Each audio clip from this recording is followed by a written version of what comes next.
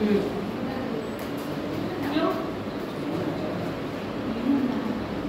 कहाँ छोड़ा था? वो तो कंप्लीट हो गया, क्या छूटा था वो? हमारा सभी छूटा है।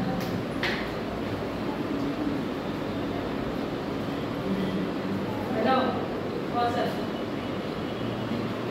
तुम तो गायब हो गए, पता नहीं क्यों, कहाँ चले गए थे? सब सुनाओ।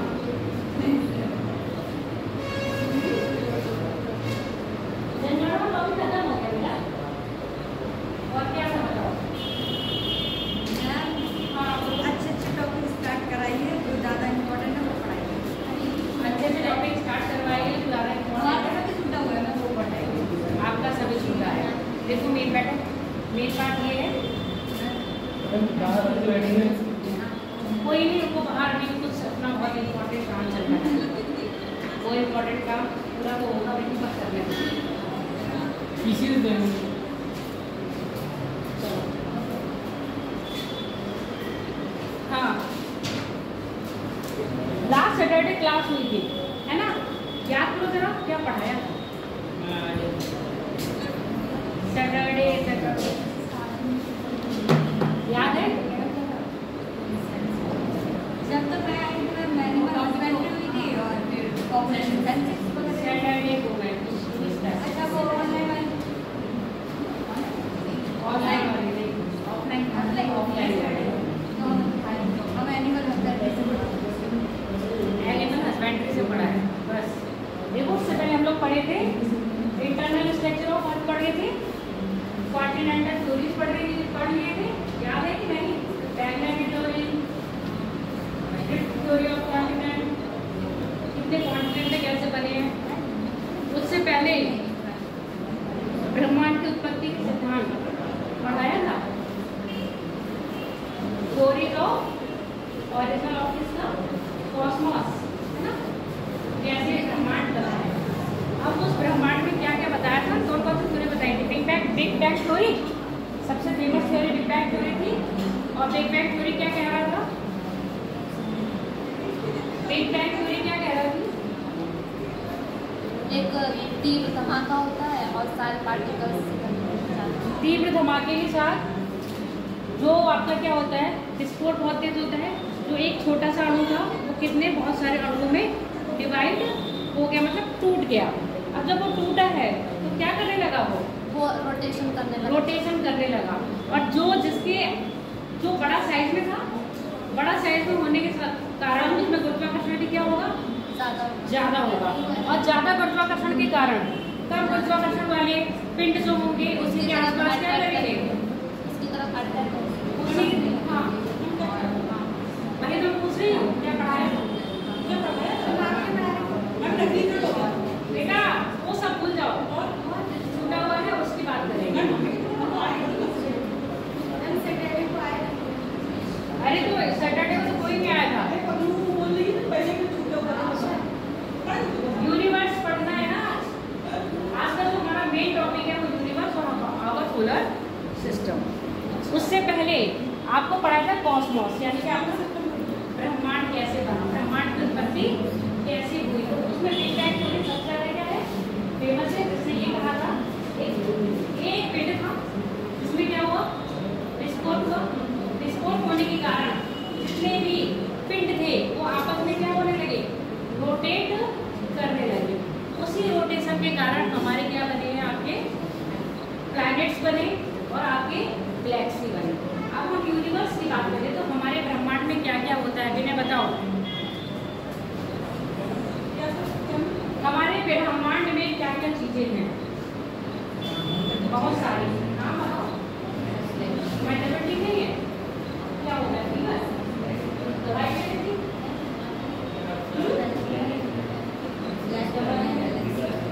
हाँ बताओ ना जोर से, अपने मन में एक कुछ नहीं बता। बहुत सारी गैलेक्सी है। अच्छा कितनी गैलेक्सी है? प्लैनेट्स है। प्लैनेट्स गैलेक्सी के अंदर है या गैलेक्सी प्लैनेट्स के अंदर है? ये बताओ। गैलेक्सी के अंदर प्लैनेट्स है। हमारा जो ब्रह्मांड है उसमें कितनी, अब अगर हम बात करें कितनी गैलेक्सी ज्ञात हो चुकी है?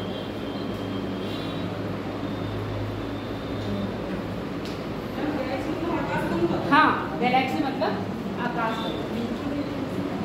कितनी है?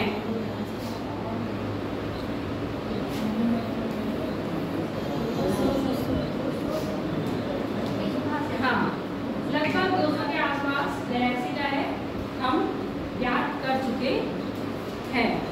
अब इन 200 गैलेक्सी में एक हमारी गैलेक्सी है जिसका नाम क्या है?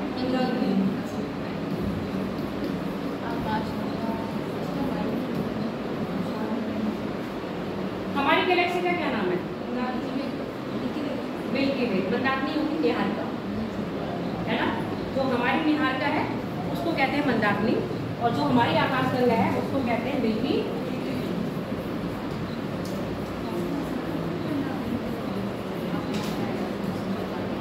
हमारी मिल्की वे यानी कि हमारी आकाशगंगा से कई बार फोटो दिखाई है, हमारी आकाशगंगा है। अब आप ये सोचो, आप अपनी छत पे खड़े होकर क्या अपनी छत का फोटो ले सकते हैं?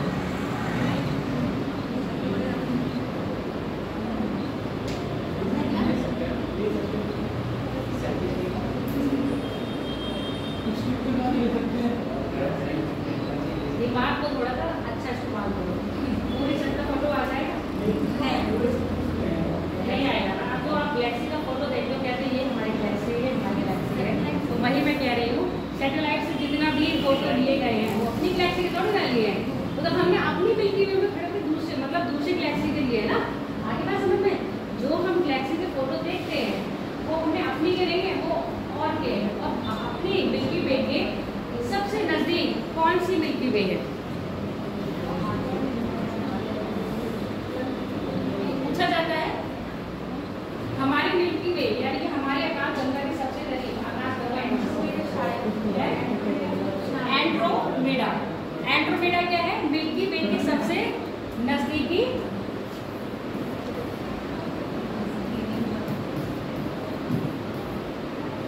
एंड्रोमेडा सबसे नजदीकी क्या है? गैलेक्सी यानी कि आकाशगंगा है। आकाशगंगा का निर्माण कैसे होता है? किसको कह रहे हैं हम आकाशगंगा है? क्लासरूम किसको कहा जाता है? क्या एक खाली कमरे को क्लासरूम कह सकते हैं? क्लासरूम की परिभाषा बताओ मुझे, बताओ। गलत। किसको हम क्लासरूम कहेंगे?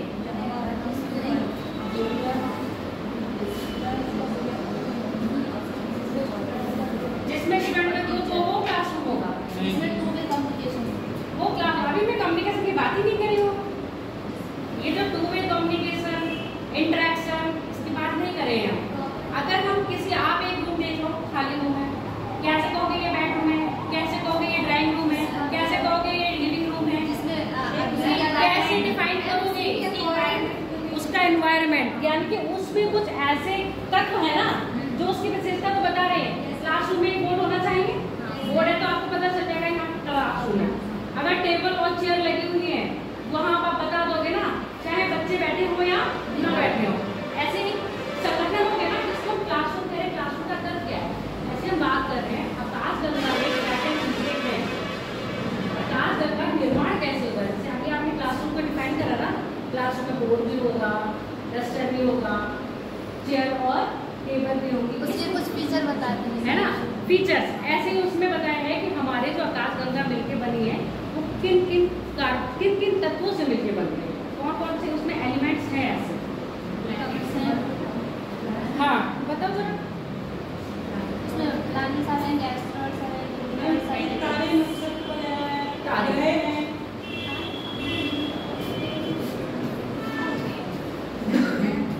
और तारे ऐसे वैसे नहीं, ये अरबों तारों, कई अरबों तारों से मिलके क्या बनती है। अभी इतना कंफ्यूज मत हो, तारों की बात कर दिया है। धीरे धीरे तारा पता चलेगा ना कि तारे ही क्यों कह रहे हैं। अरबों तारों से मिलके बनी है। अरबों तारों के अलावा भी और कुछ होगा। अब जैसे आपके सौरमंडल में क्या क्या है? सौरमंडल में प्लैनेट्स आ रहे हैं और मीटरॉइड्स हैं, एस्टेरॉइड्स हैं। अब जैसे वायुमंडल पढ़ते हो, पृथ्वी का वायुमंडल, तो वायुमंडल से जैसे ऊपर चले जाते हो तो किसकी मात्रा बढ़ती जाती है? कौन सी गैस की मात्रा बढ़ती है?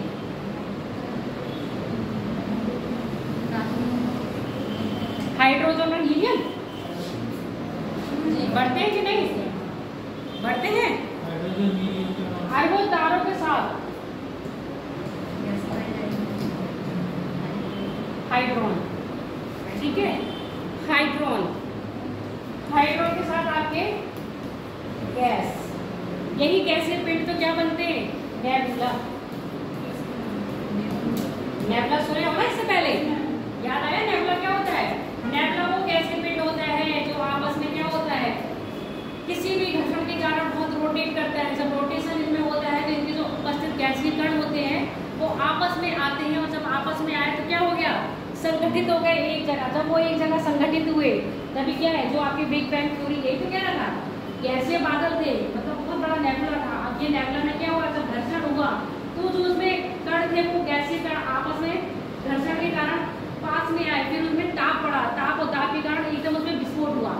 जब उसमें विस्फोट हुआ तो यही पिंड क्या हो गए, एक दूसरे से दूर चले गए, जिससे हमारी कई गैलेक्सियां बन गई। अब जब ये छोटे बड़े एक दूसरे के साथ गए तो उनमें क्या हो गया, बहुत सारे टूटे चले गए। तो हमारी जो सबसे पहले बात करते हैं आज, हमारी जो आकाशगंगा का निर्माण किससे हुआ है? अरबों तारों से। कई अरब तारे होंगे और एक आकाशगंगा में कई अरब तारे हैं। और ऐसे आप देखो कितने आकाशगंगा फाइंड करी है हमने? 200 आकाशगंगाओं को फाइंड कर लिया है। आकाशगंगा में तारे होंगे, हाइड्रोन होगा, गैस होंगे और नेबुला, यानी कि नेबुला क्या होगा? यही गैसीय बादल जिसको हम कह रहे हैं नेबुला। इनसे हमारे आकाशगंगा का निर्माण हुआ है। आकाशगंगा के केंद्र में सघन होगा, बिल्कुल अंधेरा होगा। अब क्या होंगे? तारे बहुत पास होंगे। तारे की बात कर रहे हैं ना, यहाँ पर तारे बहुत पास होंगे। और त्रिविमा, त्रिविमा का मतलब एक तस्वीर के आकार की होती है। ऐसे ऐसे बनाओगे ना तो ऐसे ऐसे तो दिखेगा आपको ये चीज। तो ऐसे 3 रेखाएं दिखेंगे जिसको कह रहे हैं त्रिविमा। अब हमारा सूरज, मतलब जो हमारा सौरमंडल है वो गैलेक्सी के बिल्कुल लास्ट में है और यहाँ सेंटर से बहुत दूर है। आगे बात समझ में? तो यहाँ से यहाँ तक जाने में एक नहीं, बहुत सारे ही आपको ऐसे सौरमंडल दिखाई देंगे। जैसे हमारा सौरमंडल है ना, ऐसे बहुत सारे सौरमंडल दिखाई देंगे। क्यों बात कर रहे हैं कि जो एक आकाशगंगा है वो कई अरब तारों से मिलकर बनी है। आपका सूर्य भी क्या है? एक तारा ही तो है ना? सूर्य क्या है? एक तारा है। उस तारे का आकार क्या है? बहुत बड़ा है। अब जब आपके ब्रह्मांड की उत्पत्ति हुई, वही तारा बहुत बड़ा होने के कारण उसने क्या करा, तो छोटे छोटे पिंड थे उनके साथ में घूमने लगे। अभी हम पिंड की बात कर रहे हैं ना, फिर हम प्लैनेट्स क्या होते हैं और सब प्लैनेट्स क्या होते हैं उनकी तो बात में करेंगे कि प्लैनेट्स तो कैसे बन रहे हैं। जब किसी बड़े पिंड के चारों तरफ कोई भी पिंड एक दीर्घ वृत्ताकार यानी कि अपने ऑर्बिट में घूमता रहता है, तभी हम उसको क्या बोलते हैं? तभी हम उसको प्लैनेट्स बोलते हैं।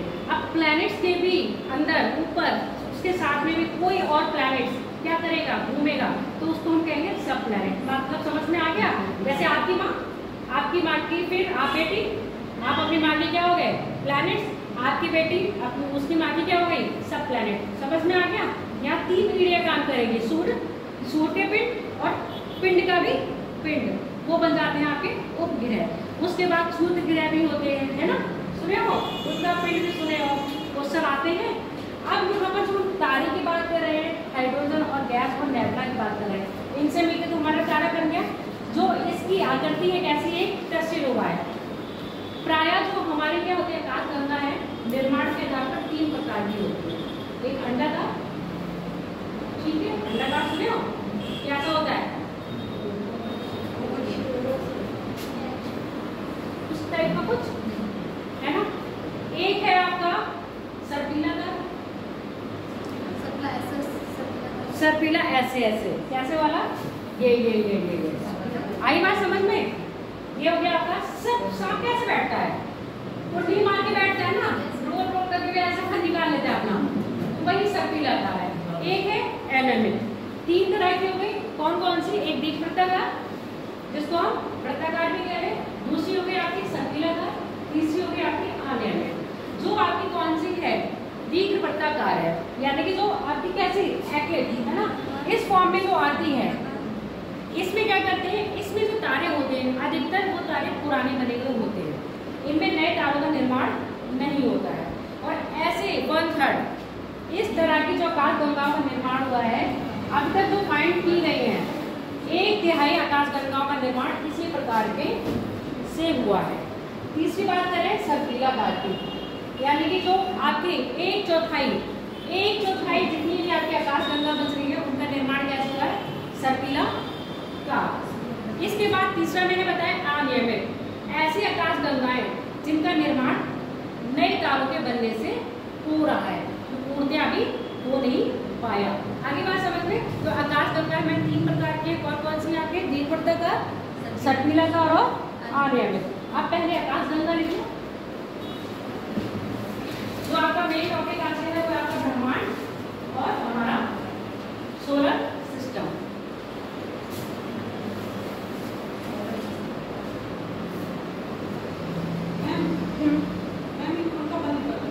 कौन सा पंखा बेटा?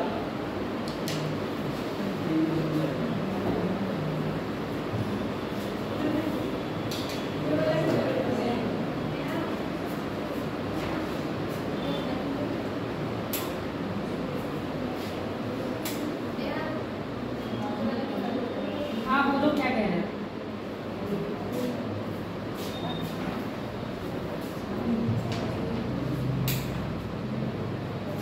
किसको ठंड लगती है? आगे आके बैठो। और किसको गर्मी लग रही है? पंखा किसको चाहिए? नहीं चाहिए, किसी को नहीं चाहिए। पंखा किसको नहीं चाहिए? ये भी बनता है कौशल। चलो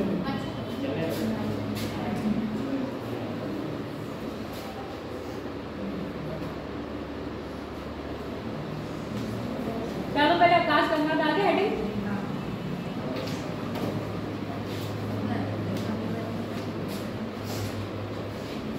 आकाशगंगा प्राय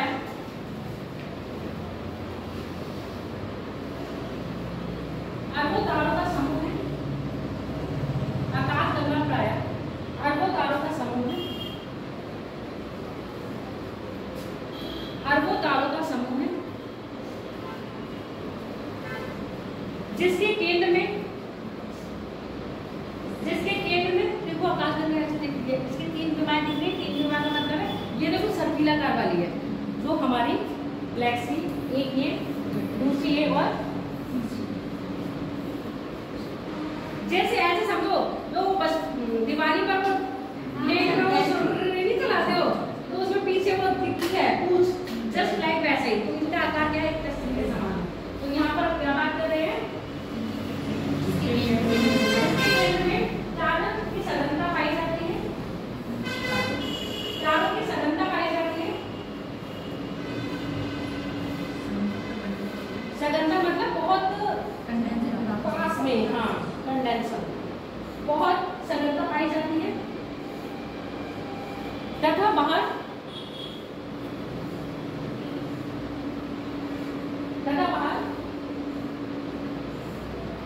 तारों की सघनता में कमी, तथा बाहर तारों की सघनता में कमी होती है। हाँ, आकाशगंगा में नए तारों का निर्माण, आकाशगंगा में नए तारों का निर्माण तथा पुराने तारों का अंत। आकाशगंगा में नए तारों का निर्माण तथा पुराने तारों का अंत प्रायः सूरज की तारा है, वो भी मरे बस, शाश्वत कुछ नहीं है। कब सूरज की लाइफ कितनी हो गई है? 4.5 ग्रह है ना, 5.5 वाला प्रॉब्लम है। तुम चिंता मत करो, कितनी बार तुम आओगे सामने, कितनी बार तुम चले जाओगे, है ना। और सूरज के पहले पृथ्वी पहले खत्म हो जाएगी। तुमको पता है सूरज के अंत होने से पहले पृथ्वी पहले ही हो जाएगी।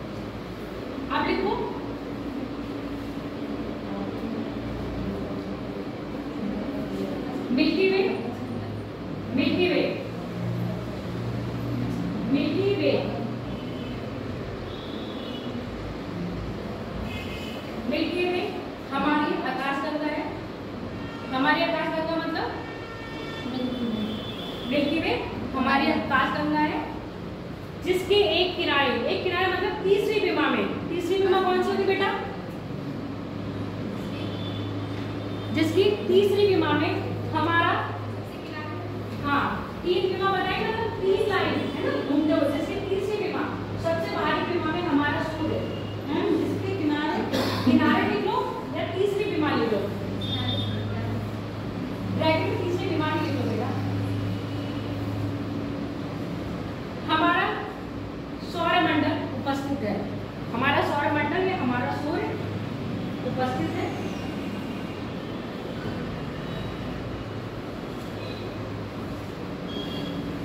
हमारी मिल्की वे के सबसे नजदीक, हमारी मिल्की वे के सबसे नजदीक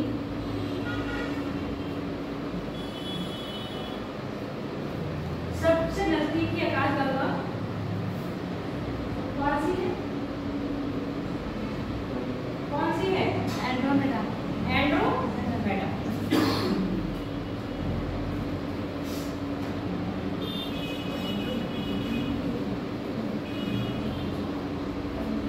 एंड्रोमेडा आकाश गंगा, आकाश गंगा में प्रायः असंख्य तारे या करोड़ों तारे, हाइड्रोन,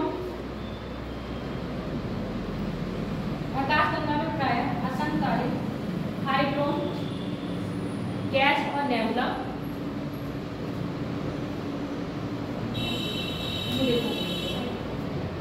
करोड़ों तारे, गैस और नेबुला उपस्थित होते हैं। अब देखो कुछ समझ में आ रहा हो, तुम्हें एक बीमार ये दिख रही है, दूसरी ये दिख रही है और तीसरी यहाँ पर आके ठीक लिख लो। आकाश गंगा प्रायः 3 प्रकार की होती है, आकाश गंगा प्रायः 3 प्रकार की होती है। पहला देखो वृत्ताकार या दीर्घ वृत्ताकार, जो भी लिखो वृत्ताकार है, दीर्घ वृत्ताकार लिखो, वृत्ताकार की जगह अंडाकार या दीर्घ वृत्ताकार, इसको अंडाकार।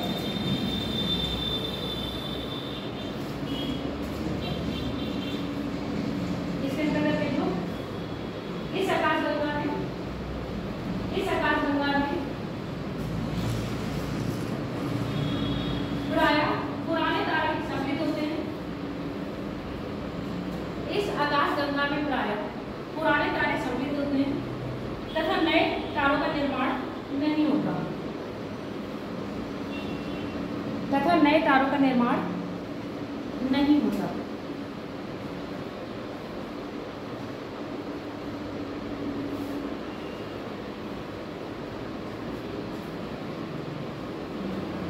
नए तारों का निर्माण नहीं होता।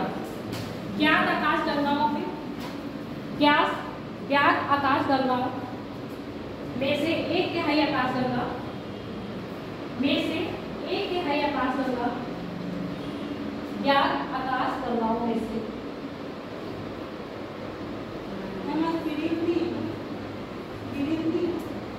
पीडीएफ भी कौन सी पीडीएफ है? वो भी है, क्यों? अच्छा बस ये वाला लिख लो आकाश गंगा वाला, बाकी के टॉपिक आज ही आज खत्म करना है ना, उसके बाद मैं दिखाती रहूंगी। क्या लिखे हो इससे? ये वाली लाइन, 1/3 आकाश गंगा इसी प्रकार की है। एक ज्ञात आकाश गंगाओं में 1/3 आकाश गंगा, 1/3 को 1/3 लिख दिया जाएगा शॉर्ट में, 1/3 1/3 आकाश गंगा इसी प्रकार की है। दूसरी लिख लो सर्पिलाकार, सर्पिलाकार, स्पाइरल, स्पाइरल है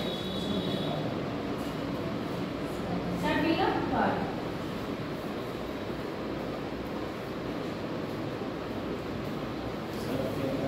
हाँ, इस प्रकार के आकाश गंगाओं में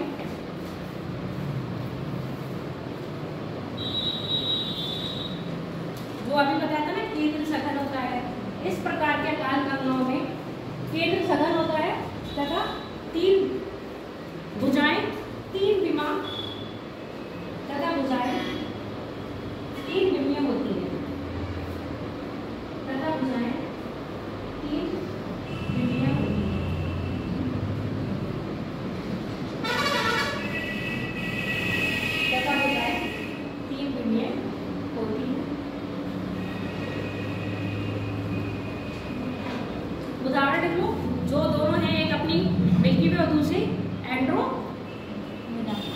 मेगा।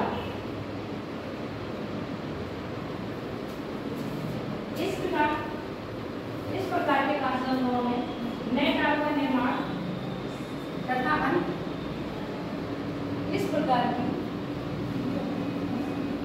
आकाशगंगा में नए तारों का निर्माण तथा अंत की प्रक्रिया चलती रहती है।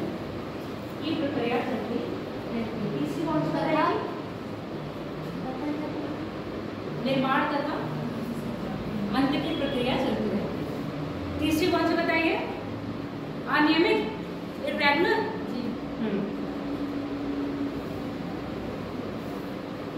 अनियमित आकाशगंगा।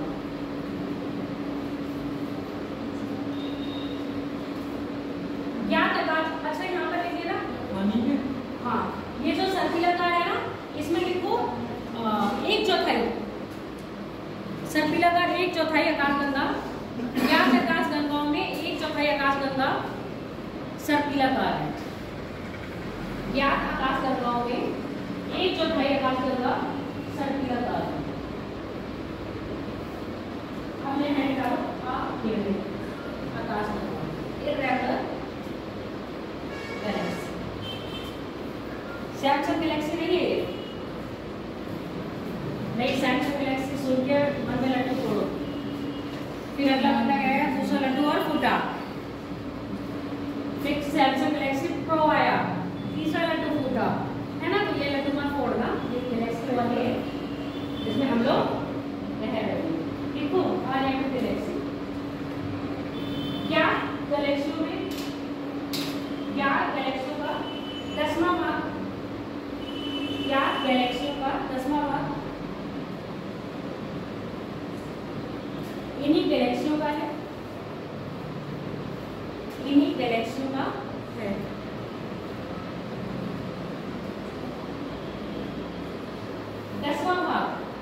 दसवां भाग इन्हीं गैलेक्सियों का है। इस प्रकार की गैलेक्सियों में, अब मैं गैलेक्सी बोल रहा हूँ, तुम लोग आकाशगंगा लिख लेना। इस प्रकार के आकाशगंगा में प्रायः नए तारों का निर्माण होता रहता है। प्रायः नए तारों का निर्माण होता रहता है।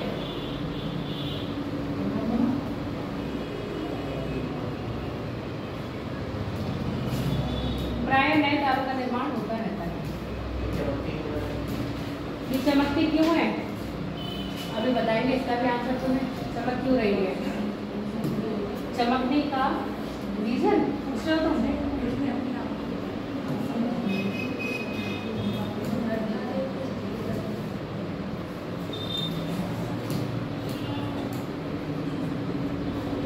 चंद्रशेखर सीमा। क्या है ये चंद्रशेखर सीमा? बताओ, इसको पढ़ो मत, तभी मैं लाती नहीं हूँ ये सब चीजें।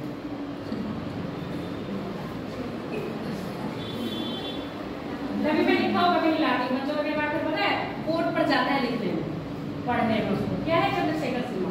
दूसरे हिस्से बताइए।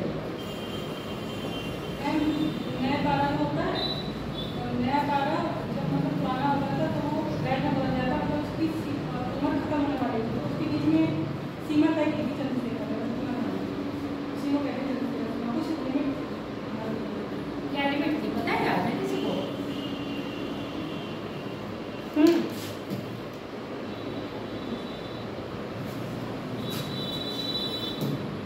बताओ।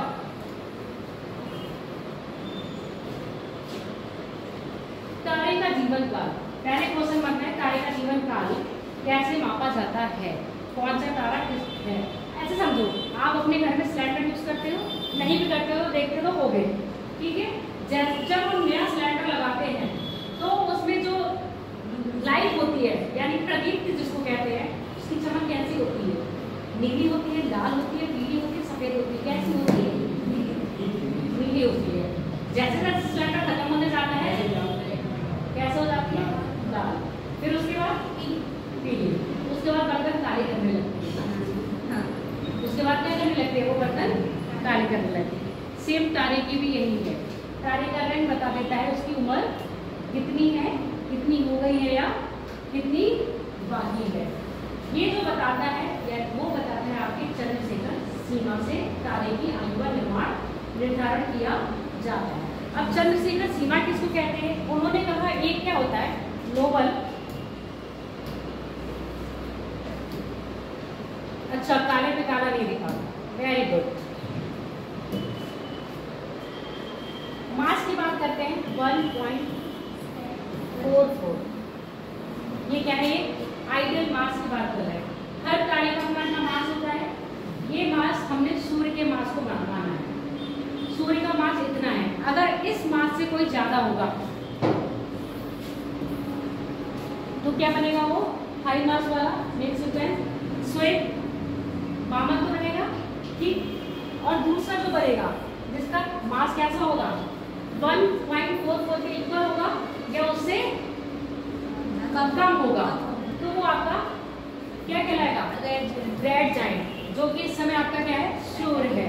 संख्या दिखता है आपको, रेड जाइंट दिखता है। जैसे जैसे इसकी एनर्जी क्या होती जाएगी? कम होती जाएगी। किसमें बदलता जाएगा? क्लाइमेट में। फिर वो व्हाइट होगा, व्हाइट से काला हो जाएगा, काले से मतलब बिल्कुल अभी मैंने क्या बताया आपका लास्ट में आपके बढ़ता क्या करने लगेगा? काले। सूर्य जब काला हो जाएगा जब उसमें हाइड्रोजन और हीलियम यानी कि हाइड्रोजन से हीलियम बने, न्यूक्लियर फ्यूजन नहीं होगा।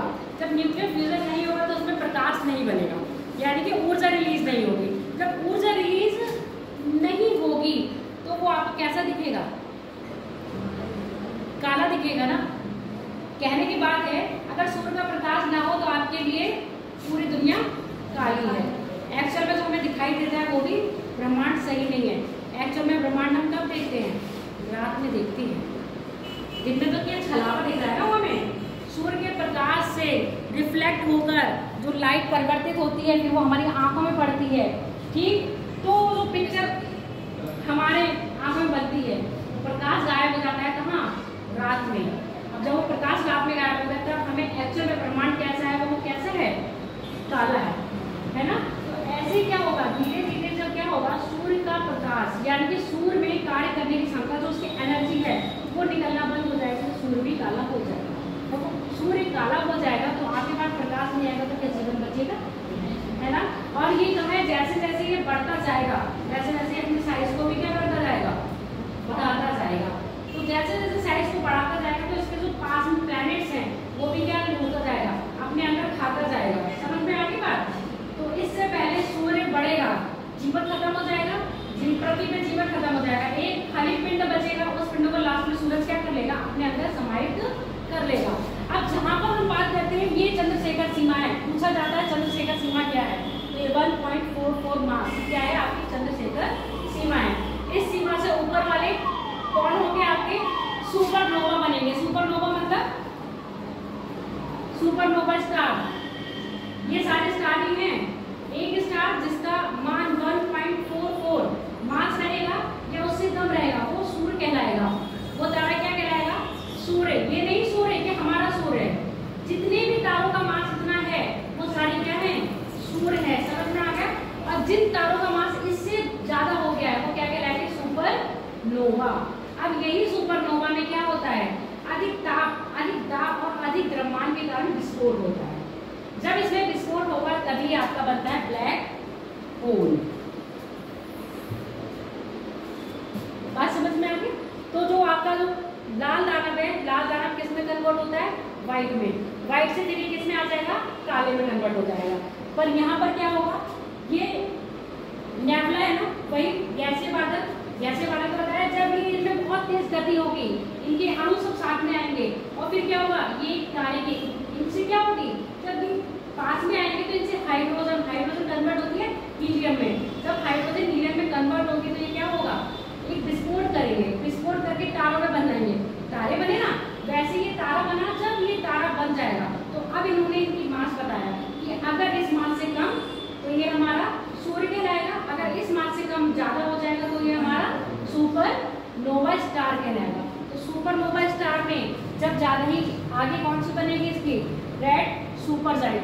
ये रेड जाइंट है, ये रेड सुपर जाइंट है, अवस्था वही आएगी। फिर ये सुपरनोवा में क्या होगा? इस सुपरनोवा में विस्फोट होगा। विस्फोट के कारण क्या बनेगा? या तो न्यूट्रॉन स्टार बनेगा, न्यूट्रॉन स्टार नहीं बना तो क्या बनेगा? आपका ब्लैक होल। जब सुपरनोवा में विस्फोट होगा तो दो ही चीजें बनेगी, या न्यूट्रॉन स्टार बना, और न्यूट्रॉन स्टार नहीं बनेगा तो ब्लैक होल बनेगा। मतलब ब्लैक होल जो है ना वो आकाश गंगा का केंद्र है, उसमें जो सूर्य मतलब जो तारे होते हैं जिनकी मतलब अभी खत्म हो गए होते हैं वो उसमें समाये जाते हैं, वो वहीं खत्म हो जाते हैं, समझ गए। और उसमें क्या होता है, गुरुत्वाकर्षण इतना तेज है सब चीजों को और रिफ्लेक्ट कर ही नहीं पाते। इवन प्रकाश भी जब पड़ता है सतह पर तो अंदर ही हो जाता है, मतलब उसको ऑब्जर्व कर लेता है, रिफ्लेक्ट नहीं कर पाता। समझ में आ गया ये वाला कॉन्सेप्ट, चंद्रशेखर सीमा वाला। अब लिखो चंद्रशेखर सीमा प्रायः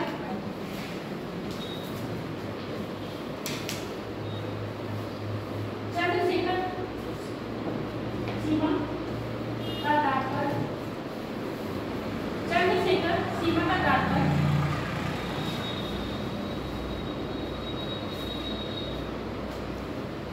सूर्य के द्रव्यमान से, सूर्य का द्रव्यमान यहाँ पर ब्रैकेट में तारा भी लिख सकते हो आप, सूर्य के द्रव्यमान से है, और द्रव्यमान कितना है इसका 1.44 कहीं 1.4 दिया होगा, वैसे 1.44 है। इस द्रव्यमान से अधिक, इस द्रव्यमान से अधिक किसी तारे का द्रव्यमान होगा तो है, इस द्रव्यमान से अधिक किसी तारे का द्रव्यमान होगा तो है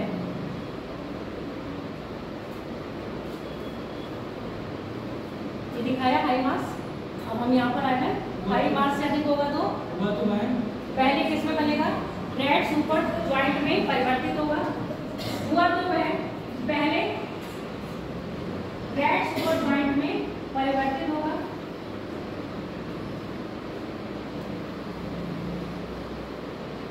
तथा इसके बाद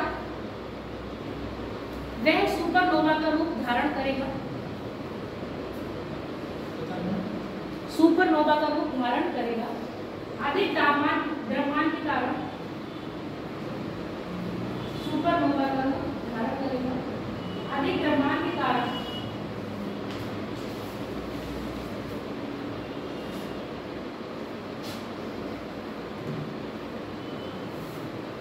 इसमें विस्फोट, अधिक द्रव्यमान तथा ताप के कारण इसमें विस्फोट के उपरांत,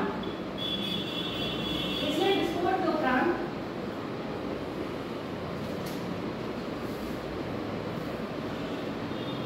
neutron star, neutron star, neutron star, neutron star Hindi में भी और इंग्लिश में यही रहेगा।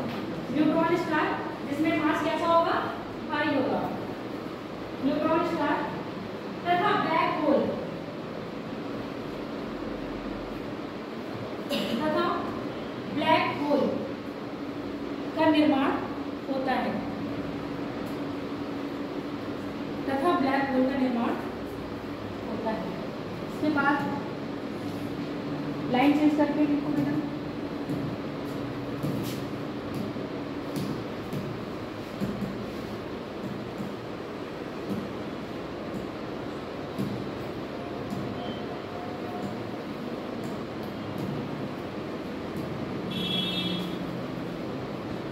लाइन चेंज लिखो। चंद्रशेखर सीमा, चंद्रशेखर सीमा से कम द्रव्यमान वाले तारे, चंद्रशेखर सीमा से कम द्रव्यमान वाले तारे प्रायः लाल दानव, रेड जाइंट, प्रायः लाल दानव से श्वेत दानव, प्रायः लाल दानव से श्वेत दानव तथा श्वेत दानव से काले दानव में परिवर्तित हो जाते हैं, तथा श्वेत दानव से काले दानव में परिवर्तित हो जाते हैं।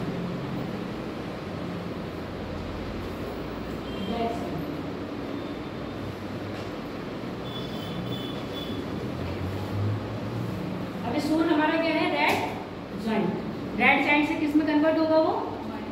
व्हाइट में। व्हाइट से फिर ब्लैक में।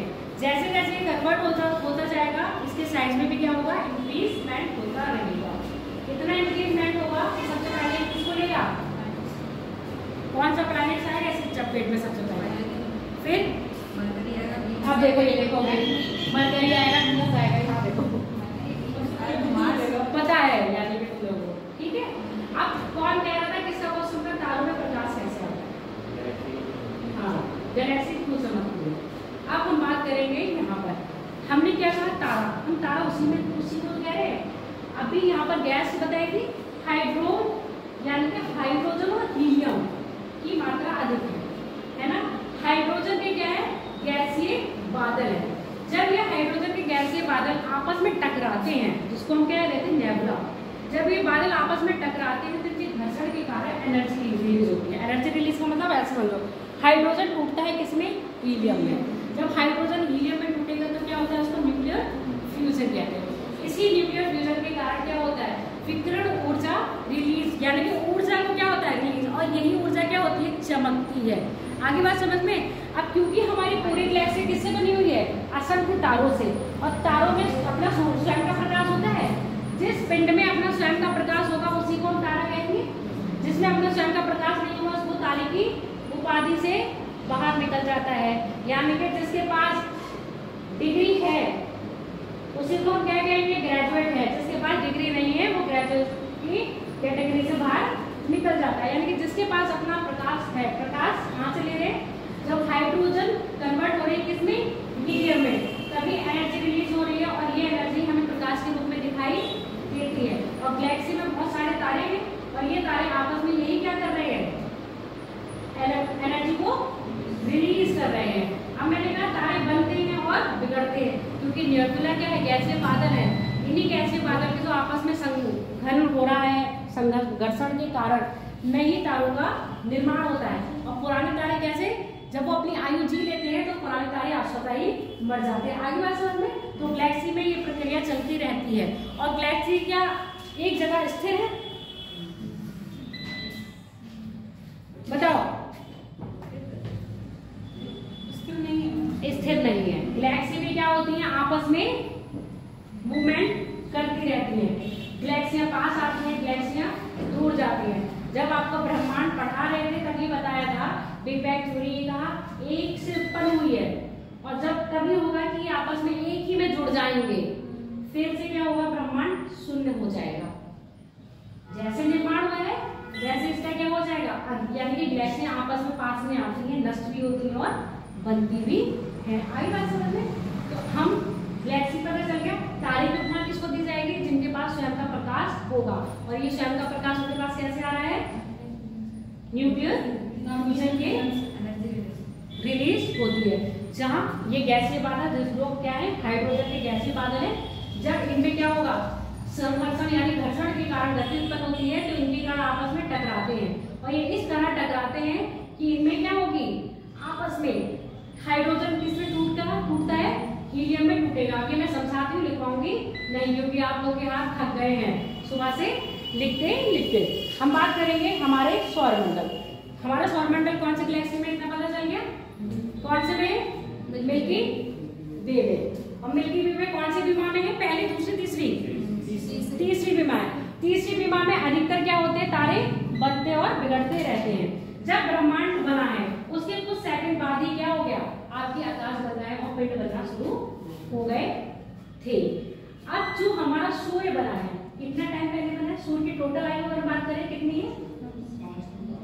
टोटल आयु सन की टोटल इज 10 अरब वर्ष है, जिसमें कि 4.5 वो जी चुका है। अब कितने पास बच रहे हैं आपके? 5.5 बच रहे हैं। कहीं कहीं कहते हैं कि 5 जी गया है और 5 बच रहे, मतलब जितना जी गया है उतना ही 50% हो गया है और 50% रह गया है। हमारे सौरमंडल, हम सौरमंडल क्यों कह रहे हैं? सूर्य को, क्योंकि इसमें प्लैनेट्स का ग्रुप सौरमंडल है कि हमारा सोलर सिस्टम होता है, उसमें ये सारे जो होते हैं हमारे ग्रह वो भी इंक्लूड है। हाँ, हमारे सोलर सिस्टम में क्या क्या इंक्लूड है बताओ? सिर्फ रही है? हमारी आकाश गंगा का चक्कर लगा रहा है सूर्य, और सूर्य आकाश गंगा का चक्कर लगाने में कितना टाइम लेता है? कितने साल लगती है बताओ? हाँ बोलो।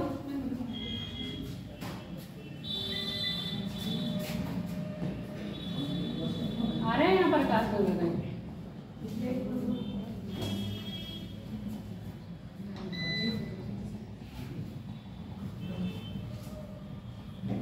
चलो नहीं आ रहा है, कोई दिक्कत नहीं है। सूर्य आकाश गंगा का चक्कर लगाने 25 आगे बताओ अरब है या करोड़ है? 25 करोड़ वर्ष लेता है एक चक्कर लगाना, जबकि पृथ्वी सूर्य का चक्कर लगाने में कितना टाइम लेता है? एक वर्ष हम कब कह रहे हैं? जब 365 दिन लगे, यानी कि हमारी पृथ्वी सूर्य का चक्कर एक चक्कर 365 दिन में लगाती है, उसको हम कहते हैं एक वर्ष। जब सूर्य एक गैलेक्सी का एक चक्कर लगाता है, यानी कि 25 करोड़ वर्ष लेता है, उसको हम कहते हैं कॉस्मिक ईयर। पूछा जाएगा कॉस्मिक ईयर क्या होता है?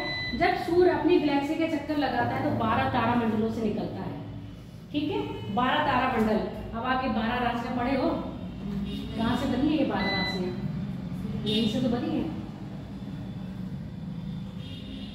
तब मकर राशि में पढ़े हो पंडित जी? 12 राशियां, सूर्य इस राशि पर है ना? तो प्रत्येक वर्ष 12 राशि ना, 12 महीने 12 राशियां, और एक साल में गुजरने में कितना?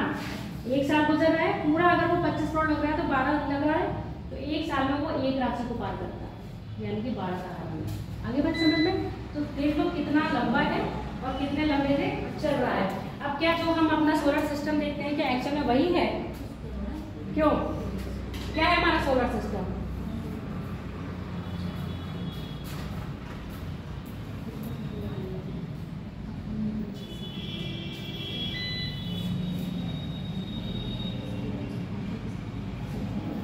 ऐसा है सोलर सिस्टम हमारा, देखो तो यही है, ऐसे दिखता है, ऐसे दिखता है।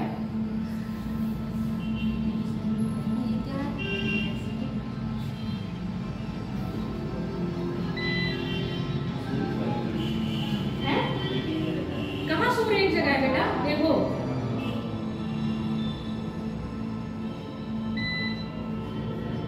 पूरा ऐसे घूमते हो तुम, पता ही नहीं चलता है कि घूम भी रहे हो।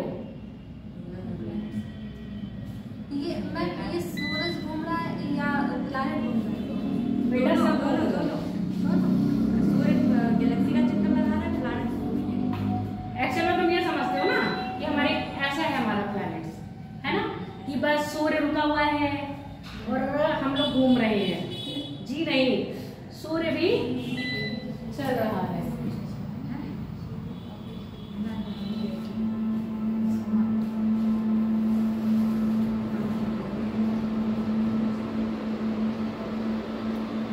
ये दिख रहा है ना, ये आपका सूरज जा रहा है, और सूर्य के पीछे पीछे क्या जा रहा है? प्लैनेट्स जा रहे हैं। इसी में और छोटे छोटे प्लैनेट्स हैं जिनको कहते हैं सब प्लैनेट्स, वो भी ऐसे ऐसे लगा रहे हैं, यानी कि सूर्य ऐसे जा रहा है, पृथ्वी सूर्य के ऐसे चक्कर लगा रही है, और चांद भी सूर्य के ऐसे चक्कर लगा रहा है। देख लो कितना किचिर पिचिर वाला मामला है यहाँ पर। ठीक, अब हम बात करें हमारा सौरमंडल। लिखो, हेडिंग डालो, आवर सोलर सिस्टम। क्या हंस रही हो? हाँ, इसी में हम रहते हैं और ऐसे घूमते रहते हो, और तुम्हारी गैलेक्सी भी घूम ही रही है। लिखो हमारा सौरमंडल। हमारे सौरमंडल में हमारा सौरमंडल लिखिए, ये एनसीईआरटी में पूरा आपका चैप्टर ही है हमारा सौरमंडल, और आप हमारा सौरमंडल लिखेगा सोलर सिस्टम लिखो बस। सोलर सिस्टम, हेडिंग डालो सोलर सिस्टम।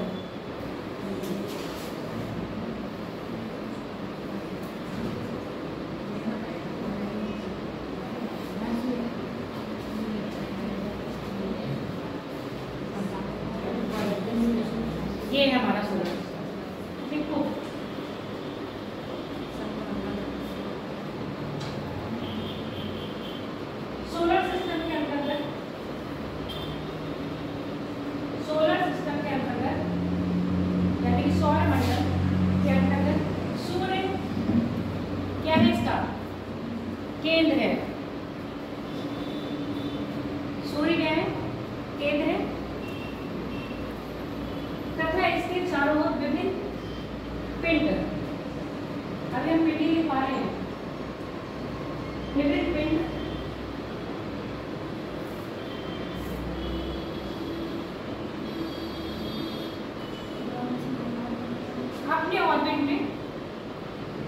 अपने ऑर्बिट में यानी कि अपने पथ पर सूर्य की परिक्रमा करते हैं। सूर्य की परिक्रमा करते हैं जिनको प्रायः उपग्रह कहा जाता है। जिनको प्रायः उपग्रह कहा जाता है।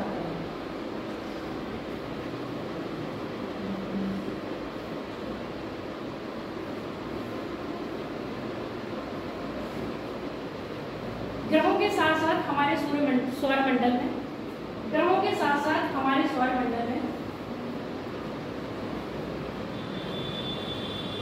ग्रह कितने बेटा? 8 7 9 8 है। 7 कौन कह रहा था? 9 कौन कह रहा था? पहले 9 से प्लूटो को हटा 2006 से प्लूटो को हटा दिया तो कितने रह गया आपके? 8। तो ग्रह लिखे हो, ग्रह की संख्या बताइए 8 तथा 205 लगभग 205 रुपये हो। उपग्रह कितने पे जाते हो? 205 कितना लिखे? हमारे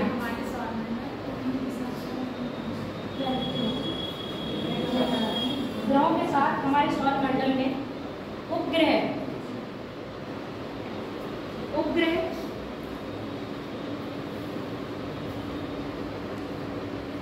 शुद्ध ग्रह जिसको क्या कहते हैं? एस्ट्रॉइड। शुद्ध ग्रह उपग्रह शुद्ध ग्रह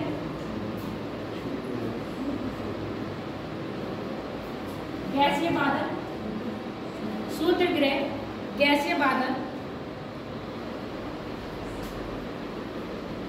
और कुछ भी है? पिंड, उल्का पिंड,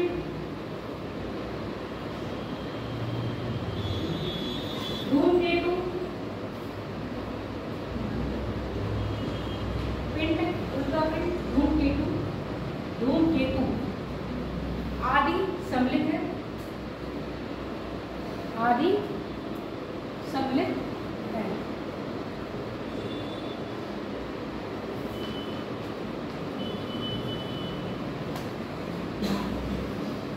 सूर्य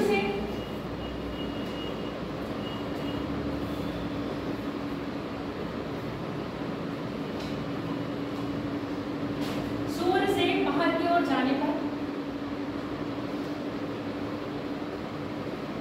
ग्रहों का क्रम याद है? वो अपने आप ही लिख लेना बाद में।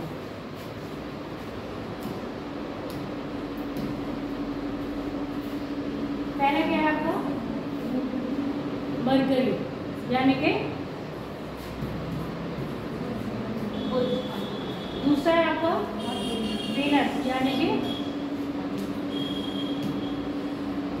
शुक्र। तीसरी क्या है? पृथ्वी। पांचवा क्या है? मंगल।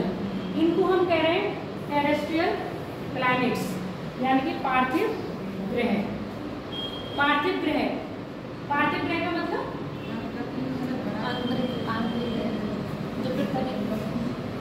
दो पार्ट में डिवाइड करते हैं। एक तो हम बोल रहे हैं टेरेस्ट्रियल, दूसरा बोल रहे हैं ज़ोरियल, है ना? तुम कह रही हो इंटरनल और आंतरिक ग्रह और बाहरी ग्रह। इसी को यही हम आंतरिक और बाहरी भी कर देते हैं। क्यों कर देते हैं? और टेरेस्ट्रियल क्यों कह रहे हैं? पहले ये बताओ। आंतरिक और बाहरी ग्रह बताएंगे। हाँ सर, नाम कहना चाह रहे हो?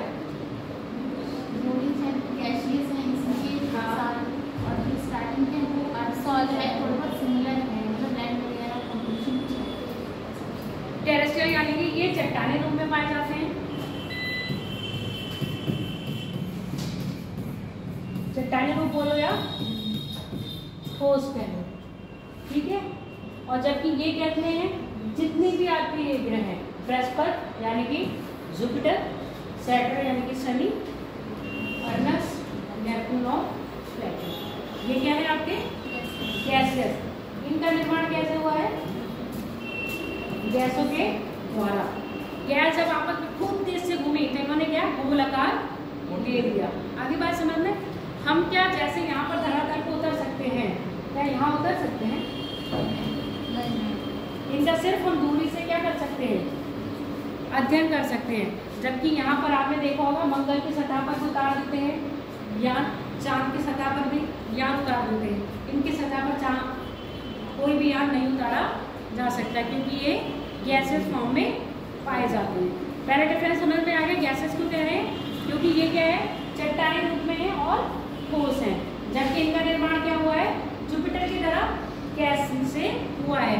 अब आकार में देखो, आकार में आपको कौन सा बड़ा लग रहा है?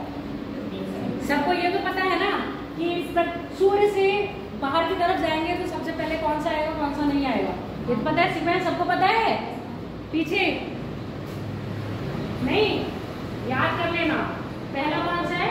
बुध, दूसरा है शुक्र, तीसरा है पृथ्वी, चौथा है मंगल, पांचवा है बृहस्पति, छठा है शनि, उसके बाद अरुण, वरुण। ठीक है, अरुण और वरुण ये रहेंगे। अब प्लूटो को क्या कहते थे? कुबेर। इसको हटा दिया है। 9 ग्रह की शांति होती है, इसको 2006 में हटा दिया गया है। क्यों? साइज के आधार पर। ये ग्रह होना की क्वालिटी को क्या करता है? अपनाता नहीं है। साइज में छोटा होने के कारण इसको हटा दिया गया है। सूर्य से दूर जाए। अब बात करते हैं इनर और आउटर क्यों कहा जाता है? बताओ रिफा, क्यों कह रहे हैं इनर आउटर? क्योंकि यहाँ पर उनका क्षुद्र ग्रहों की बेल्ट है, क्षुद्र ग्रहों की बेल्ट है, इसको आंतरिक कर देते हैं और क्षुद्र ग्रह की जो बेल्ट है एस्ट्रॉइड बेल्ट मिलती है। किसके पूछा जाता है किसके किसके बीच में पाई जाती है? तो मार्स और जुपिटर के बीच में मिलती है। इन्हीं बेल्ट के कारण इनको इनर और उनको आउटर प्लैनेट्स कहा जाता है। तो इनर प्लैनेट में कौन कौन से आते हैं आपके? बुध, शुक्र, मंगल और पृथ्वी। बाकी जितने 4 बच रहे हैं वो किस में आ रहे हैं? आपके आउटर में आ रहे हैं। अब हम बात करते हैं साइज की। सबसे बड़ा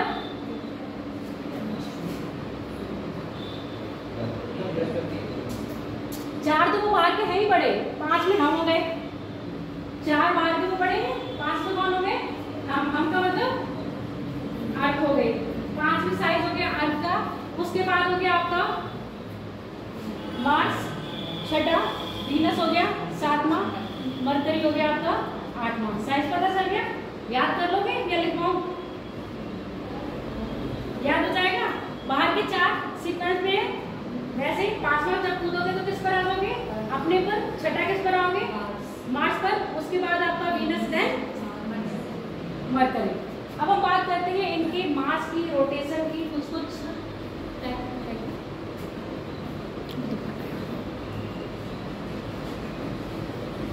कौन सूर्य के सबसे नजदीक है, कौन सूर्य की परिक्रमा सबसे पहले करेगा, किसकी गति सबसे घूमने में, कौन कितना गर्म है, कौन कितना ठंडा है। अगली बात, कहाँ चली गई थी तुम दोनों लड़की हो? हो गई सबसे बात? Very good.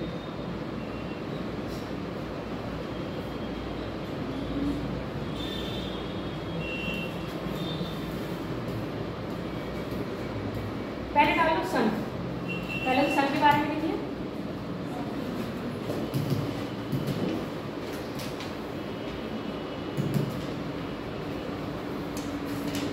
चंद्रशेखर जो बताएगा वही है 1.44 मास।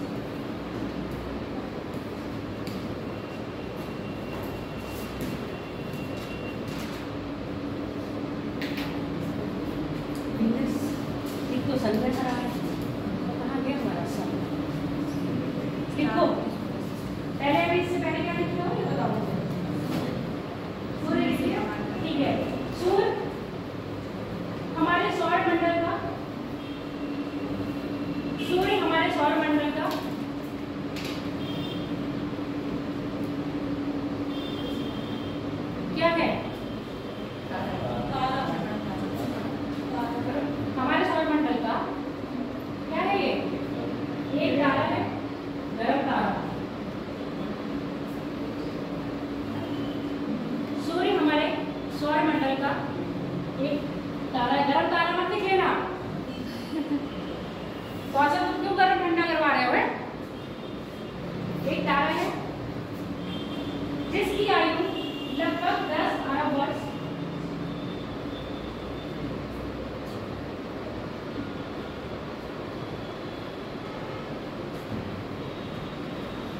अरब वर्ष है, जो प्राय कितनी आयु जी चुका है बेटा? देखो यहाँ पर लिखा है 4.6 लिखा है, पर आपका 4.5 बिलियन ईयर्स यानी कि अरब वर्ष जी चुका है। शेष अवधि कितनी बची है इसकी? 4.5 अरब वर्ष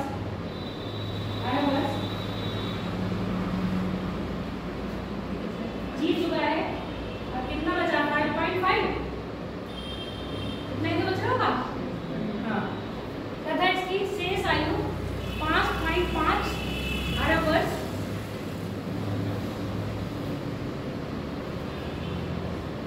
शेष है। सूर्य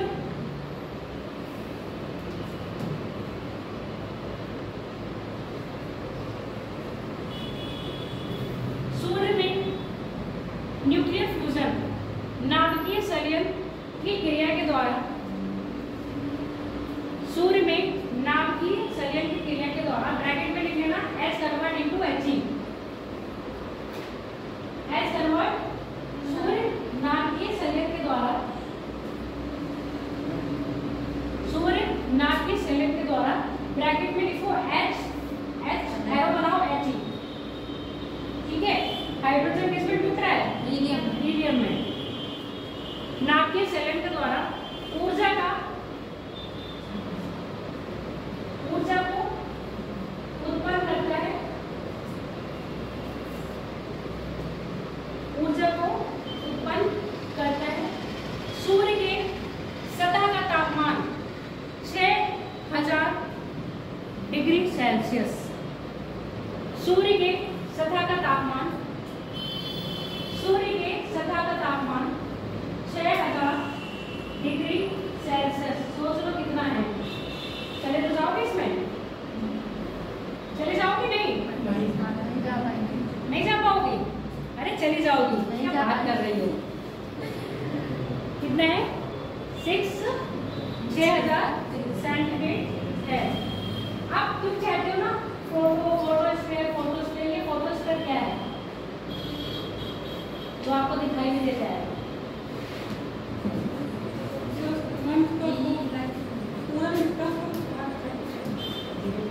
ये जो दिखाई देता है आपको, ये वाला, यही फोटोस्फीयर है, जहाँ पर क्या हो रहा है?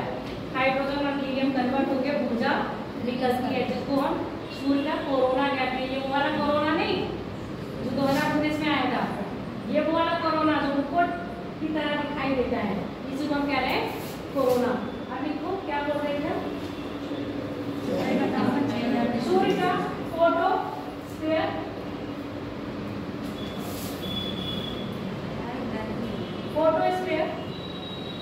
जिसको ब्रैकेट में लिख लेंगे कोरोना। कोरोना एक धुएं के समान दिखाई देता है, दिख रहा है ना? किसके समान? धुएं के समान। ऐसे देखो, ऐसे दिखता है, एक ठोस सतह थोड़ी ना दिख रही है। जैसे आग, ये देखो, जैसे आग जलाते हैं तो आग की लपटें कैसे दिखती हैं? बाहर दिखती है ना, ठोस रूप में नहीं दिखती है। जिसका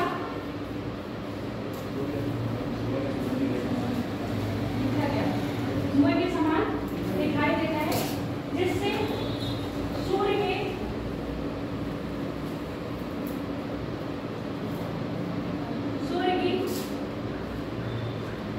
संरचना के बारे में, इसके ठोस न होने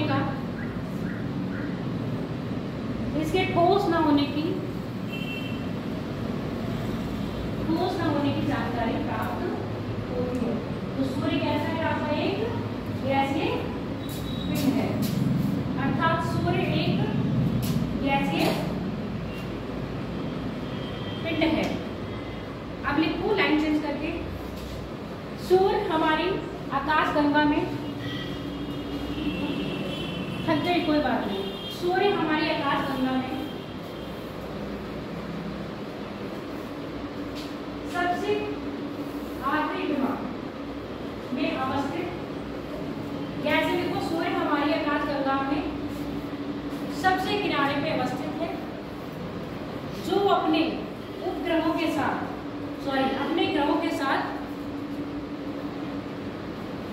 आकाश गंगा का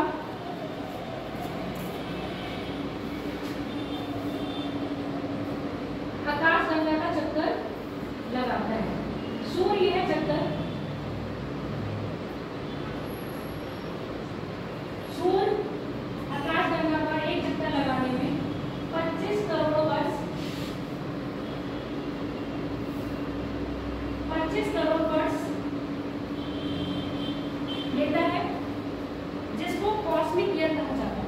25 करोड़, करोड़ हिंदी में लिखो ना, इतने शून्य कहाँ से लगाते हो। 25 करोड़ वर्ष भेजता है जो एक कॉस्मिक ईयर कहा जाता है, जो एक ब्रह्मांड वर्ष कहा जाता है। सूर्य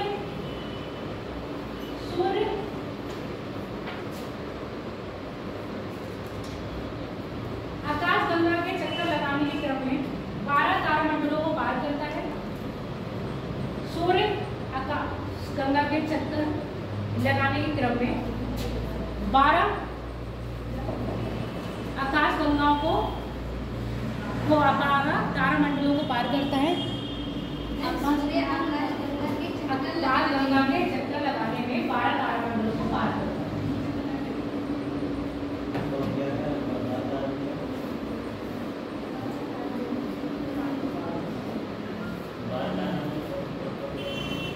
अब 12 तारामंडल पंडित हो गए तो हमसे पूछ रहे हो, उसको पता होगा जो 12 राशियां पढ़ती है।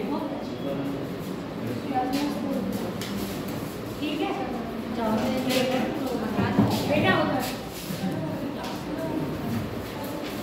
सूर्य आकाश गंगा का यह चक्कर, सूर्य आकाश गंगा का यह चक्कर 250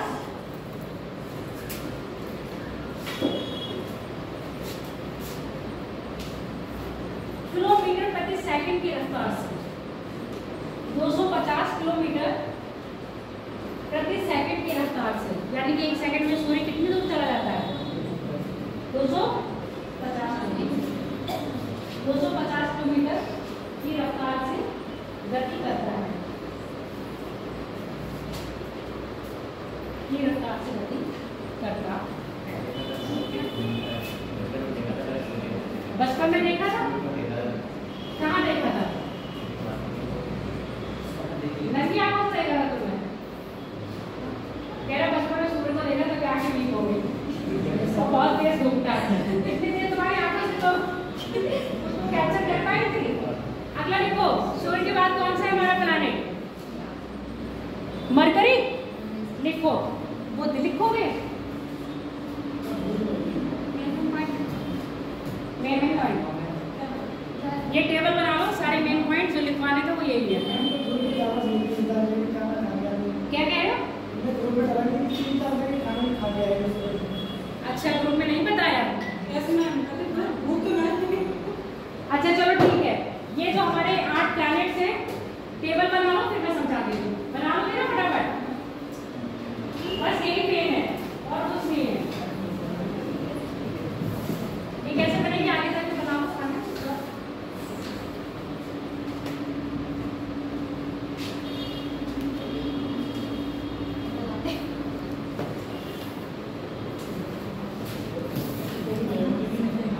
सतह का तापमान सेंटीग्रेड, यानी कि टेम्परेचर ऑफ सरफेस। ये टेक्नोलॉजी में इस्तेमाल हो रहा है। अच्छा तो बच्चा हाँ, ये तो अब मैं बोलूँ क्या उसके बोल सकते। मैम ये तरंग की अवधि जो लिखा है, इसका मतलब ये पृथ्वी के चक्कर लगाता है, वो पृथ्वी के चक्कर नहीं, सूर्य के अपने अक्ष पे घूमना और फिर सूर्य के चारों ओर घूमना। नहीं मैम, दोनों मतलब परिभ्रमण है, परिक्रमण है। एक परिक्रमण होगा, एक परिभ्रमण तो ये 58 क्या है? परिभ्रमण। ये आपका है अपने ही अक्ष पे जो घूमता है। ओके, तो परिभ्रमण। मेरे को ऐसे नहीं समझ में आता परिभ्रमण और जो अपने अक्ष पे घूम रहा है ना, परिक्रमण यानी कि परिक्रमा हम लोग भगवान के चारों तरफ करते ना, है ना?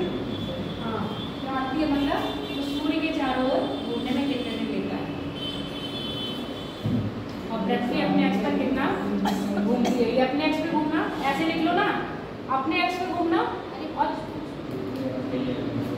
जो तरंग की अवधि लिखी है ना, ऐसे लिख लो, परिक्रमण या घूर्णन गति। नहीं मैम, बेटा परिक्रमण अपने ही उस पर और घूर्णन तो इसी पे कहते हैं। और नहीं मैम, परिभ्रमण अपने अक्ष पे घूमना होता है, परिक्रमण चारों तरफ। अच्छा, परिक्रमण और परिभ्रमण, घूर्णन ही कह दो, घूर्णन सबसे सही रहता है मुझे। अपने अक्ष पे घूमना बहुत कंफ्यूज करता है। जूम कर दो थोड़ा, जूम करके ऊपर चला जाएगा बेटा। देख लो ऐसे, दिख रहा है, मुझे तो दिख रहा है। तो ऐसा तुम आगे आगे बैठ जाओ।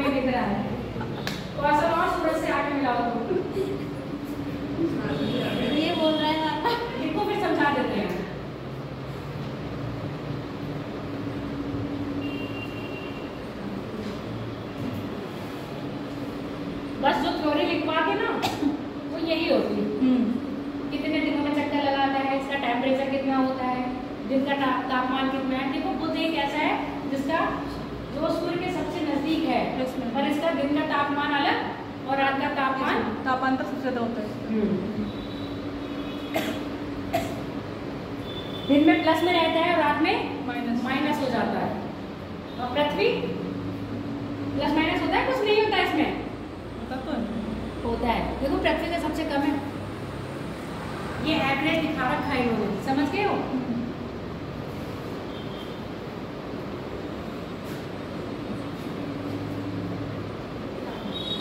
आगे बैठोगे, बैठ जाओ, बिना भेज देंगे। बिना ये क्या कह रहे हैं? 10 रुपए जाएंगे, फोन पे करने पड़ेगा उसको।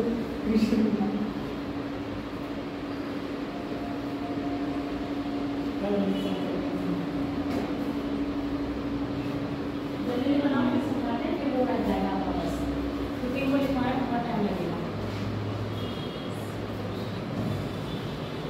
क्या रह जाएंगे? एस्ट्रॉइड क्या होते हैं, ये सब बता।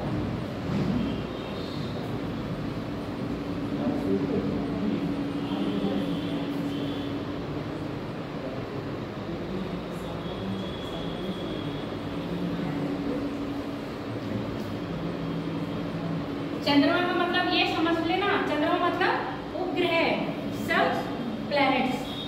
कौशल, आंखों का इस्तेमाल। चंद्रमा मैम पृथ्वी का है ना, प्राकृतिक चंद्रमा वही कहते हैं ना, उपग्रह है, तो हमने चंद्रमा कह रखा है, तो इसके हिसाब से चंद्रमा कह देते हैं।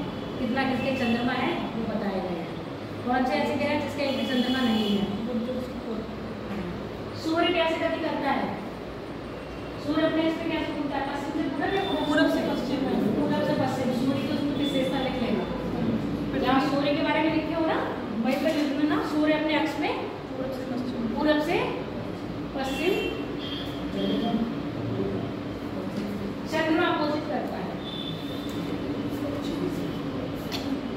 ये देखो मैं चंद्रमा के बारे में लिखवाना है ना, क्या हुआ? और कह रहे चंद्रमा पूछ के बैठा से गड़बड़ हो गई।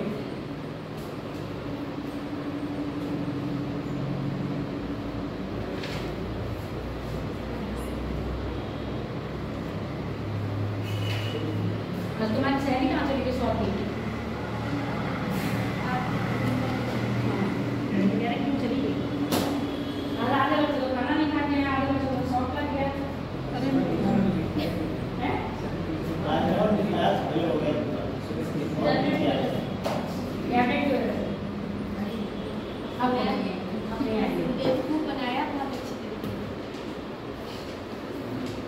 देखो अपने पे भरोसा रखना चाहिए इंसान को।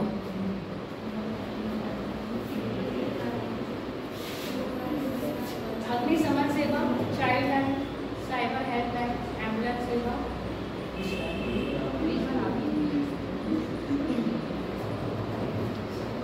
हो गया? लिखिए बेटा, समझाएं फिर। मैम लिख रही है सानिया।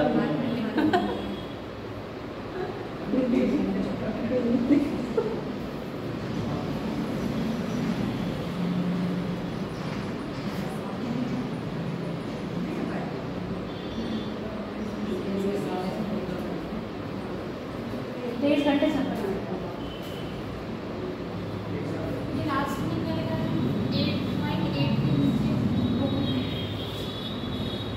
कहाँ पर?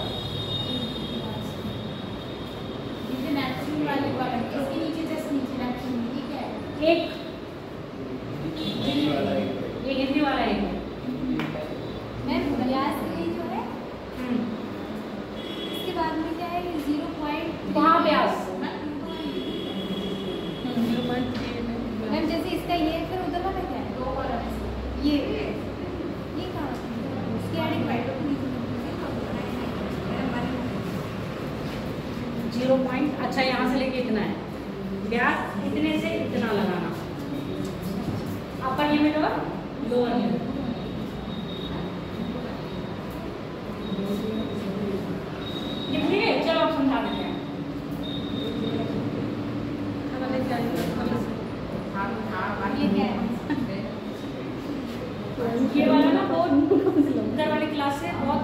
ऊंचा लग गया थोड़ा सा। मैम अब तो तब भी ठीक लग रहा है। पहले दिन बैठे हो तो अच्छा ही लगा होगा। चलो बात करते हैं सबसे पहले कलर चेंज करते हैं। लिखेगा नहीं ना भाई पर।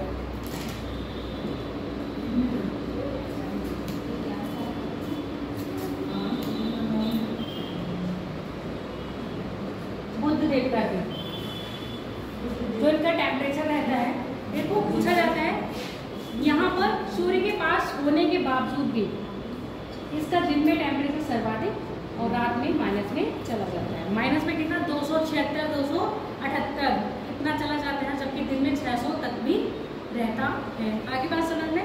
तो इनका जो ये एवरेज निकाला है, यानी कि आपका तो कितना निकाला है 2 4 प्लस में 4 to 7। अब बात करते हैं अपने विचारों अपनी गति कितने दिन में करता है।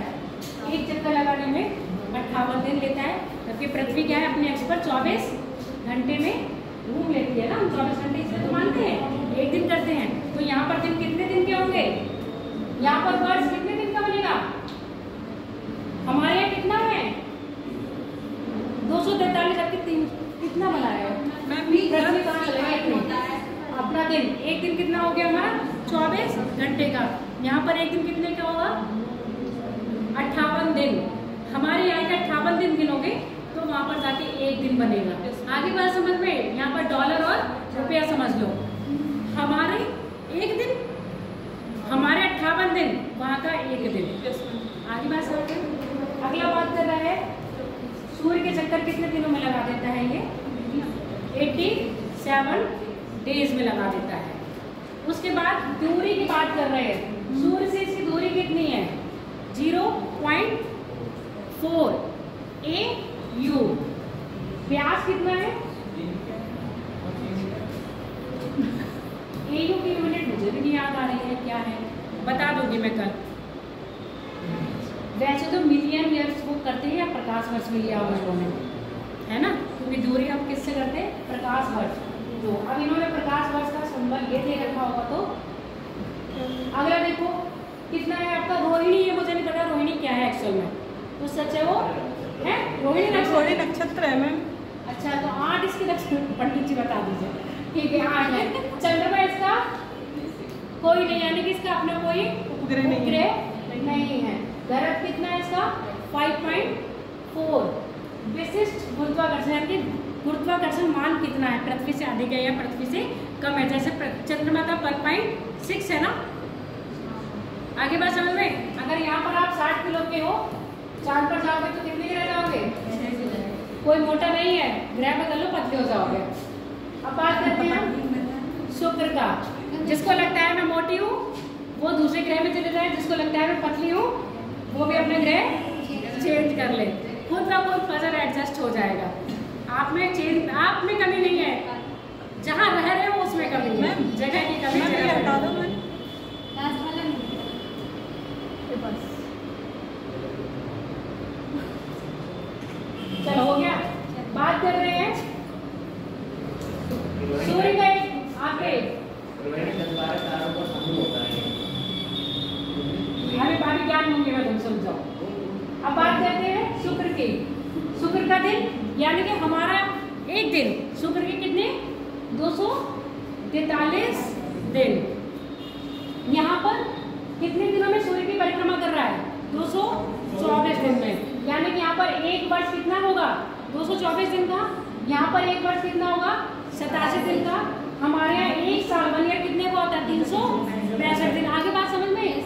ये आप मानोगे तो यहाँ पर वर्ष मान लो, ठीक है, और यहाँ मानोगे तो दिन, यानी कि एक दिन।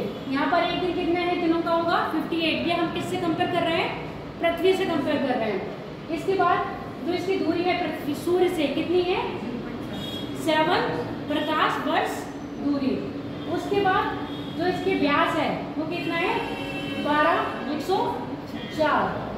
रोहिणी नक्षत्र कितने हैं इसके 6।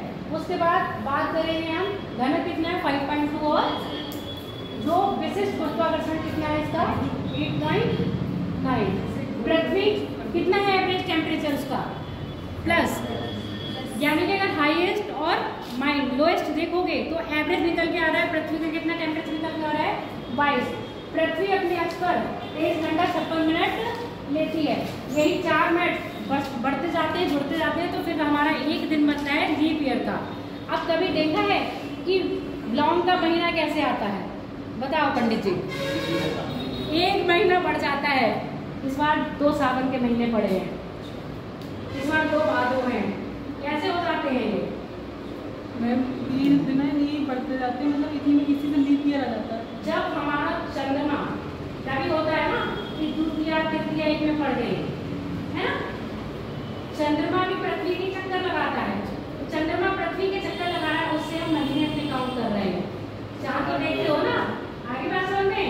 तो जब ये दिन धीरे धीरे जो टाइम पीरियड या दिन कम हो जाते हैं, इनको आगे जोड़ के लगभग 30 में बन जाते हैं, तो हम एक महीना इंक्लूड कर लेते हैं, तभी हमारा लॉन्ग का महीना आ जाता है। आगे बात समझ में। 1 प्लस लॉन्ग कहते हैं, लॉन्ग मुझे ये नहीं पता जो भी है, मतलब 1 प्लस लॉस खाने वाली नहीं होती है।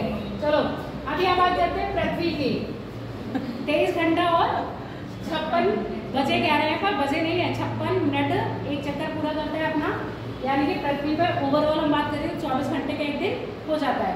ये जो 4 मिनट है इन्हीं को आगे करके 4 × 12 करोगे, कितना बनता है? 48। और बाद में वो जुड़ता भी होगा तो आपका पूरा एक दिन इसको हम बना लेते हैं, 60 करके पूरा कर लेते हैं। अगला कितना दूर है ये दिखा रहा है 1। एक्चुअल में कितना है? सूर्य पृथ्वी से 15 करोड़ दूरी है। समझ में आ गया? एवरेज लेते हैं जो लेते हैं 15 करोड़ दूरी। अब बात करते हैं जो हमारा क्या है व्यास, वो कितना है? 756। इसके बाद पृथ्वी का एकमात्र क्या है आपका? चंद्रमा। अभी तक हमने 2 के चंद्रमा नहीं पढ़े, बुध और शुक्र के। और किसको किसकी बहन कहा जाता है? पृथ्वी को शुक्र को पृथ्वी की बहन, शुक्र को पृथ्वी की बहन कहा जाता है। लगभग अगर हम मास की बात करें या उनके द्रव्यमान की बात करें या उनके साइज की बात करें तो लगभग क्या है आपका? लगभग एक समान है। इसलिए शुक्र को सांझ का तारा भी किसको कहते हैं? शुक्र को कहते हैं। ब्लू कह रहे हैं समान, देखो इसका 5.5 बना था, इसका 5.2 है, तो लगभग समान तरह की बात करते हैं, लगभग समान लगता है, इसलिए इसको बहन कह देते हैं। मंगल की बात करें, मंगल क्या कह रहा है? मंगल किसका भारी है? क्या मंगल किसका भारी है? यानी कि ठंडा ग्रह क्या हो गया आपका? मंगल। एवरेज तापमान दिया है ना, मंगल कैसा हो गया आपका? ठंडा ग्रह हो गया। दिन कितने हैं? 1025 दिन। और सूर्य की परिक्रमा कितने अंक में करता है ये? 687। दूरी कितनी है? तो यानी कि पृथ्वी से मंगल की दूरी कितनी होगी? 5। सूर्य से पृथ्वी की दूरी 1 है। अब सूर्य से मंगल की दूरी कितनी होगी? इन दोनों की दूरी कितनी हो गई? बाकी अपना ये देख लेना ग्रह कितने इसके? मंगल के 2 ग्रह हैं। उसके बाद व्यास कितना है? 3.9। बृहस्पति की बात करें, टेम्परेचर कैसा है आपका? माइनस में जा रहा है, यानी कि ठंडा ग्रह है। अवधि कितनी है इसकी? अपने अक्ष पे कितना घूमता है? 9.9 से 11 वर्ष। 11.9 वर्ष का क्या होता है? 1 वर्ष होता है। हमारे यहाँ कितना है? 365 का है, यहाँ पर 368 दिन। आप देख लो कितना फर्क पड़ गया। जैसे जैसे दूरी बढ़ती जाएगी वर्षों की संख्या क्या होती जाएगी? बढ़ती जाएगी। अब यहाँ पर 1 वर्ष कितने दिन का होगा? मतलब 1 दिन कह रहे हैं, 1 वर्ष कितने वर्ष में मिला के बनेगा? 29 वर्ष को मिला के 1 वर्ष बनेगा। यहाँ पर 11.9 वर्षों को मिलाकर 1 वर्ष बनेगा, जबकि यूनिवर्स में आके 84 वर्षों को मिलाकर 1 वर्ष बनेगा। नेपच्यून को 164 वर्ष मिला के क्या बनेगा? 1 वर्ष बनेगा। और 284 वर्षों को मिला के क्या बन रहा है? 1 वर्ष। आगे बात समझ में, हम किससे कर रहे हैं कंपेयर? पृथ्वी। अपने आप को बहुत जल्दी बूढ़ा करना है तो कहाँ चले जाओ? अपने आप को बहुत देर में बूढ़ा करना है तो कहाँ चले जाओ? समझ में आ गए? जन्मदिन कैसे मनाते हो? 1 साल 365 दिन पूरे होते हैं तभी ना। अब जिस दिन आप पैदा हुए हो यहाँ पर वो दिन कब आएगा?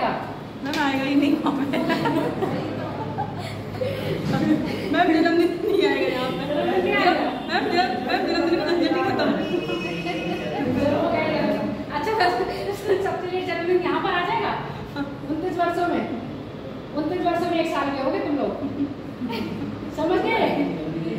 चलो बर्थडे मनाना बिता रहे। चलो यहाँ पर लिखती हूँ, आप लिखो चंद्रमा। टाइम हो गया, 2 मिनट बचे हैं। चलो बस मुझे एक चीज बता दी है। क्या बताना है? चंद्र ग्रहण पढ़ाया ना, चंद्र ग्रहण सूर्य ग्रहण नहीं पढ़ाया तुम लोगों को? ये कब पढ़ाया?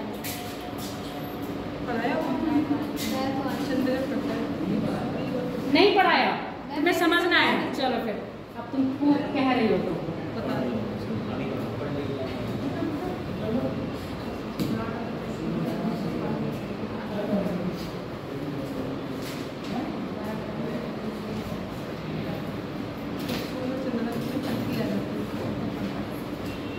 देखो ऐसे ज्वार भाटा पढ़ाया था ना, अभी एक्लिप्स नहीं पढ़ाया ना।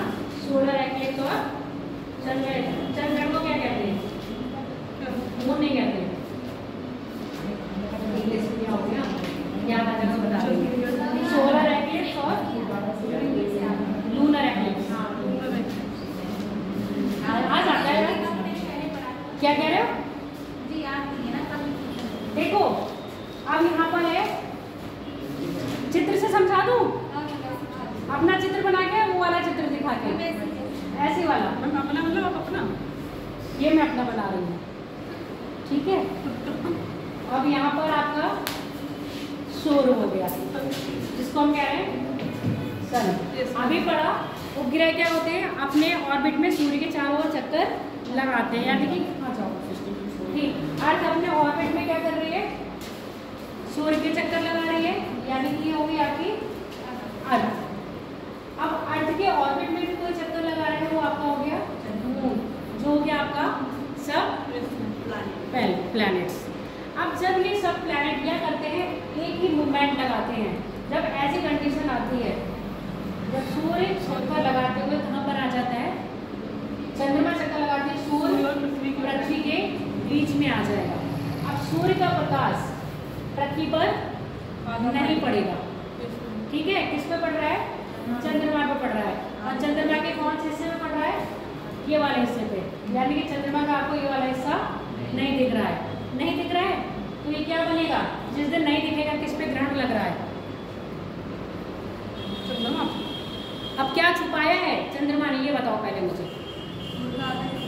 छुपाया किसको है? आपको सूर्य नहीं दिख रहा है ना, तो अब आपका सूर्य नहीं दिख रहा तो कौन सा ग्रहण लगा है? सूर्य ग्रहण। अब मैं पूछ रही हूँ सूर्य ग्रहण लगेगा कब, कौन से दिन? पूर्णिमा में कैसे लग जाएगा बेटा? मैंने क्या कहा? अब यहाँ पर आपको चांद काला दिख रहा है, चांद दिख ही नहीं रहा है। काला कर दो चांद यहाँ पर, लो चांद भी काला कर दे रहे हैं। ये चांद सा रोशन चेहरा काला हो जा चांद दो। चांद पे लग गया अमावस, अमावस का चांद हो जाएगा। जिस दिन हमें दिखाई नहीं है चांद, उस दिन अमावस का चांद हो गया। और जैसे ही अमावस का चांद हुआ उसी दिन सूर्य ग्रहण लगेगा। जो चीज हमें दिखाई नहीं देगी उस पर ग्रहण लग सकता है क्या? हर बार में ये चीज नहीं बनती है, ये चीज हर बार में नहीं बनेगी। अब यहाँ पर हो गई बात, आगे बढ़े। अब जब यही चीज घूमते घूमते कहाँ पहुंचेगी? अब चांद के यहाँ से डाल, ये बात समझ में आ गई। चांद पृथ्वी के चक्कर लगाते लगाते कहाँ पहुंच गया? सूर्य और पृथ्वी के बीच में। हमें क्या नहीं दिखा था? सूर्य नहीं दिखा था और चांद भी नहीं दिख रहा था। क्यों? क्योंकि सूर्य का प्रकाश सीधे यहाँ पड़ रहा था, इस साइड नहीं पड़ रहा। जब इस साइड पड़ाएंगे तो हमें क्या दिखाई देगा? काला काला। और यही काला काला क्या है? अमावस का चांद है जो हमें दिखाई नहीं दिया। तो अब कभी पूछा जाएगा सूर्य ग्रहण कब पड़ेगा, तो याद रखना जो चीज़ हमें दिखेगी नहीं उस पर ग्रहण पड़ेगा नहीं। तो कब अमावस का चांद हमें दिखाई नहीं देता तो सूर्य ग्रहण हमेशा अमावस को पड़ेगा। अब चंद्र ग्रहण कब पड़ेगा? पूर्णिमा पे, जब चांद हमें खूब दिखाई देगा। तो अब क्या आएगा? अर्थ आएगी, ठीक है।